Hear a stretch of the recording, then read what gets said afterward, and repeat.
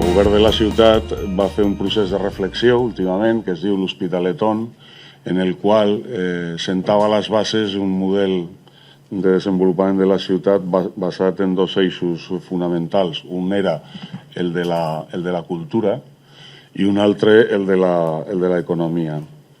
I en aquesta reflexió sortia el poder ser referent dintre dels municipis que volguessin ser-ho també del món cooperatiu. Jo crec que els valors de les cooperatives són molt importants, han aguantat molt bé la crisi, millor que altres estructures més clàssiques de producció, i crec que pot haver-hi cooperatives per quasi tot. Trobar feina no és fàcil, mantenir-la a vegades tampoc. Per això vivim un moment tan complex, tan difícil, on les persones són la base de la gestió, però on especialment el resultat econòmic té un impacte col·lectiu.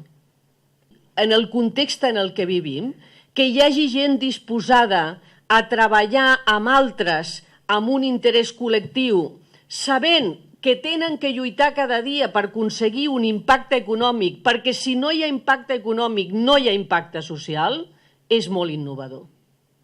Així que ara COP què vol fer?